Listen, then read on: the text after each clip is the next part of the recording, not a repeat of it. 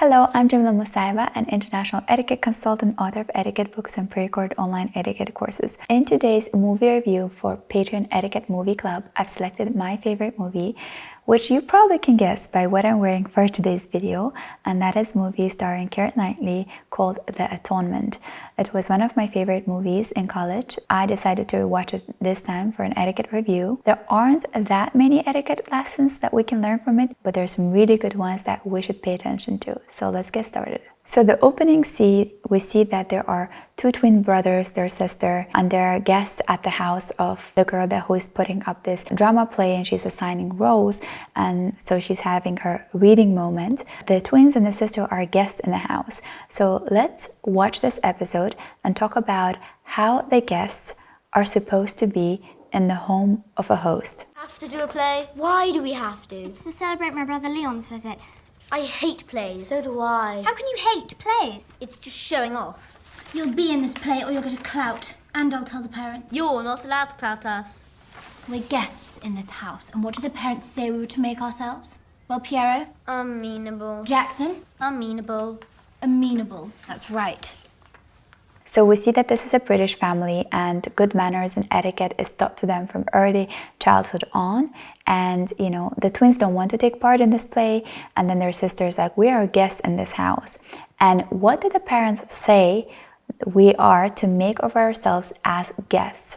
And so the boys start saying, amenable, and that's right, that's exactly right, says there. So amenable means basically being open, being responsive, being easily persuaded and easily controlled, someone who is, you know, easy to go with the flow and basically adapt to the situation and circumstances. It's an interesting way to describe a guest as someone's home. In order to be a gracious guest, in order to be a good guest, you have to learn to put your ways of doing things or your ways out of the door once you step into the house of the host. Because once you're in the house of the host, you have to play by their rule book, so to speak, in order to be a good guest. Of course, the host will do their best to ensure that you're having the best time of your life in their home, making sure that you're comfortable and that you are, you know, everything is nice around you and that you're enjoying yourself.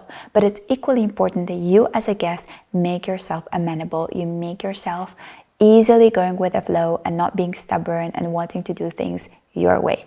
So something we can learn from Atonement is, as a good guest, your duty is to show up and make sure that you listen and respect the rules of the house of the host. So in this next episode, we see that Cecilia's brother is introducing her to his friend.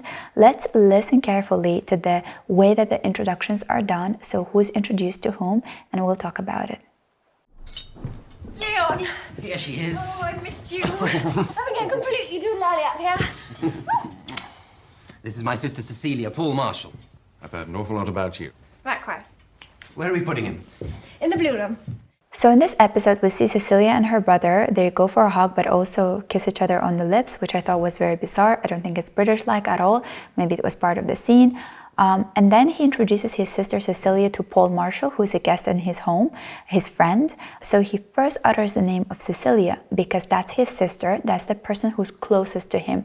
So when we make introductions in social setting, if the status, age doesn't matter, so here could be the gender that mattered or maybe her proximity to the family, so she's a closer person to him. So he first utters her name and he says Cecilia, and then he introduces Paul Marshall to her. He says Paul Marshall, just he says his first and last name. Then we see how Paul waits for Cecilia to extend her hand for a handshake first. So despite of after the introductions being made, he doesn't, you know, rush to extend his hand for a handshake or initiate any kind of other greeting form like a hug. Instead, he waits for Cecilia to extend her hand, which she does, and then he gently takes her hand and shakes it. In social settings, it's the gender usually that plays a more important role. So in that case, a man would be introduced to a woman, and the woman gets the first to decide if she wants to handshake or not. She's the first one to extend the hand for a handshake, to initiate it. In business setting, it's the higher ranking or the social status that plays a more important role than the age or gender. The next episode is about basically the way that tableware and cutlery was maintained in this really, fancy homes in Britain. And even up to nowadays, there are some families that have this tradition of polishing their silverware. But let's take a look at this episode and we'll discuss in more detail. Roof open. Yes, Leon's asked me to join them for dinner. So that's why I've been polishing silver all afternoon. I'll think of you when I see my face in the spoon. So we hear a dialogue between the mother and her son. So we know that his mother is a housekeeper in this home, and that, she says, I've been polishing the silver all afternoon, preparing the silverware for the dinner. And he's like, I like seeing my reflection in the spoon. So we know that they have a more important dinner coming up in the evening, and the housekeeper has been all day long polishing the silverware. Because traditionally the silverware was usually made of sterling silver and was basically above 90% silver and only about 7.5% or 7% made of another metal, which meant that there was more silver than any mix of metal. Silver usually tarnishes over time, especially when it's not used. It's, in hidden boxes and cupboards. So whenever people take out the silverware to use it for a table setup, they have to polish the silver to ensure that it's ready to be placed on the table. Nowadays, it's not so important anymore because we have, stainless steel cutlery. So it's usually just the polishing that's done with silver, and there's a mix of other metals that ensures that there's no tarnishing happening. So there's not really a tradition of polishing the tableware anymore, silverware anymore. But it used to be the case that with more silver as a component of the silverware, the more chances are that it's going to tarnish, and the more delicate care had to be taken of the silverware prior to serving it to guests. In this next episode, I want you to pay attention to the table seating arrangement, as well as how Roby handles himself, or how he takes care of Cecilia. People were sitting out having dinner on the pavement. There's always the view of my parents that hot weather encouraged loose morals. So we see that, everyone is seated down. The last to arrive are Cecilia and Roby. And once they walk into the room, we see that he first pulls out the chair for Cecilia. She takes the seat. He pulls the chair gently back in to ensure that she's, closer to the table, and only after he takes his seat, which is the right way of doing things. You would help the lady on your right and then to your left to take their seats, and only after seat yourself if you're a gentleman. If we're looking at the seating arrangement, we can understand the role of each person in the family, or during that dinner time in the family, or how they are related to each other. So we see that there is a host who is seated at the top of the table, so that's usually a father, but because we don't have a father in this household, it's the mother. She's seated at the top, and then we see that to her right is the most important guest of the house. So at the time being, it was Paul Marshall, who was a guest in their home, so basically the VIP for that dinner, and so he was seated to the right of the mother. And then we have her brother, and then we have Cecilia, basically now to the left side of Paul Marshall, and then we have the respective rest of the family facing each other. And we see that housekeeper's son, Roby, is seated at the very end of the table. So usually the people that are least important, so to speak, are seated further away from the host. And just merely by observing the table setup, we can tell a lot about the status and the relationship of people at the table. Go and find these boys, please, Brownie. Tell them dinner's ready, and where are their manners? Why do I have to go? Brownie. In this next episode, we see how Cecilia is very gently using the napkin. You see how she picks it up very lightly. She dabs her lips instead of wiping them, and we see that she observes a little bit of blood from her lips on the napkin. I think this episode just shows really well how gentle she is with the use of napkin, and this is something that we can learn from her. And the way that we would handle a napkin is not like a tissue, because napkin is made of a cloth material, and we'll handle it gently, or more gently than we would, say, a paper tissue. In this episode, we get to see how the tea is properly served using a tea strainer, and how and in which cases it's okay to lift the saucer together with the tea cup, and why it's okay to do so. Let's take a look at this episode.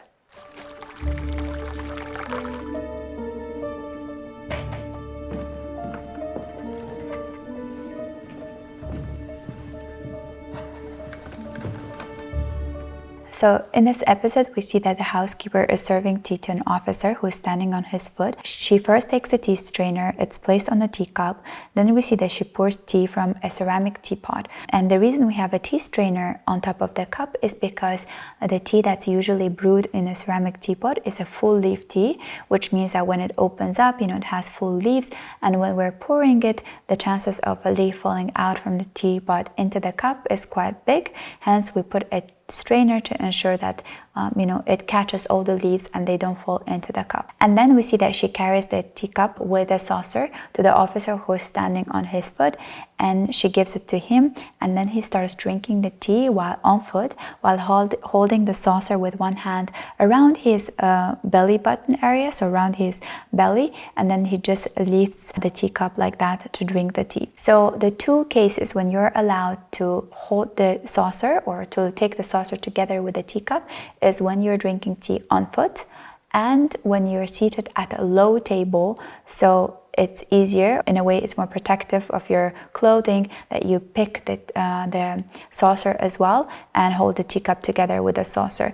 In case you get some drips or spillage, the saucer holds it. But if you're seated at a high table, at a formal dinner table, you never lift the saucer, you only lift the teacup. In this next episode, we get to see how Cecilia is serving tea to Roby, and then we take a closer look at how he is mixing the sugar, taking his time to sip the tea. So let's pay attention to the details of their gestures, and we'll talk about it in more detail.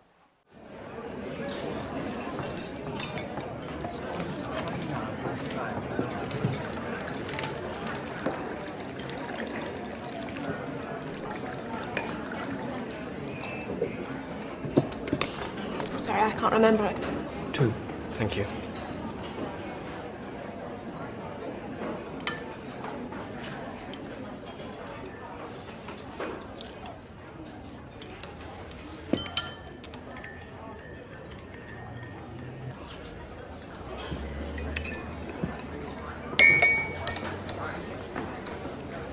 Where are you living? Tiny flat in Belém, it's ghastly. So in this episode, we see that Cecilia is serving tea to Roby, which is the correct way of doing it, as she is basically the host who invited Roby over for tea. She's the one to take care of him. So if you're the host and you have, say, 10 guests, you first have to serve all your 10 guests prior to serving yourself. So guests first and only last to yourself. So we see that she pours him some tea, and then she adds, would you like some sugar? Which is also usually the duty of the host, to add sugar or milk to tea if they're serving, British style tea. She serves him some more sugar in his tea, and then he takes the teaspoon that was behind his teacup on the saucer, and he starts stirring the tea to dissolve the sugar. We see that he does it in a more aggressive manner, in a large circle, so that the teaspoon starts touching the edge of the teacup and creating this noise, which I think is done intentionally to show how mad he is. So he's a bit aggressive in his movements. But the correct way of doing it would be either in smaller circular motions, so the teaspoon doesn't touch the edges of the cup, or you do it in 12 to 6 motion, so swaying it back and forth to ensure that you're not touching the edge of the teacup, so minimizing that motion and ensuring that there is no noise while you're stirring the tea. And then he lifts the teaspoon and he starts shaking it off very abruptly, and places the teaspoon behind the teacup on the saucer, which is the right way of putting it back once you've used the teaspoon. Except for brushing it off, or you wouldn't pick up the spoon and just do an aggressive motion like he did, because that creates more spills. So when you take the teaspoon and start shaking it off, the spills can go on your shirt, on the tablecloth, around you. You have to minimize the movement that you're doing at the table to ensure that your movements are first silent, and second, that you don't create any spillage while you're handling things at the table. This is an interesting episode. If you want to learn more about how to behave better at an afternoon tea, you can check out my YouTube videos that I've done about afternoon tea, how to stir your tea, where to place your teaspoon, and how to properly have your sandwiches at an afternoon tea. So that was all for the Atonement movie etiquette review. One important lesson that I took away, not necessarily about the etiquette, but life in general, is that how we are all obviously humans, we're all faulty of doing mistakes, but sometimes one mistake of one person can affect the lives of so many people around them, and to the point that they're not reversible. That is the moment when one mistake almost feels like one cannot forgive the person for doing that mistake. And it again reminded me of a movie I watched about two popes, as to, we can grant forgiveness, but forgiveness will not, will help the sinner, but it will not help the victim, because the deed is done sometimes, and most of the times these deeds are irreversible, and no matter how much regret the sinner has over the time, it's not going to help in any way the victim. And so in this movie, I think it's really greatly demonstrated how an innocent, so to speak, mistake of a child who gave false assumptions because of whatever she was feeling towards this main character, Robbie, she basically robbed of the opportunity for a lot of people in her life, Robbie, Cecilia, to build a better life, and including herself. Actually, she could have been, maybe if things didn't go the way that were portrayed in the movie, maybe Robbie and Cecilia were happily married. They would be, both doctors. Maybe she would be a great writer and author. So life could have turned different ways. And I think it's really important to understand that, of course, we're all humans and we can make mistakes, but we have to be mindful of the effect that our mistakes can have on other people's lives. And our main concern in life should be to do as little damage as possible to ourselves, but also to people around us. Thank you so much for watching this video until the very end. I hope that you enjoyed it. And if you did, do write in the comment section below what were your some favorite moments from the movie. Have you watched this movie before? Did you love this movie and why? And just share more video suggestions, movie suggestions that you have for me. I love taking notes on your suggestions. Thank you, and I'll see you in my next movie review. Bye!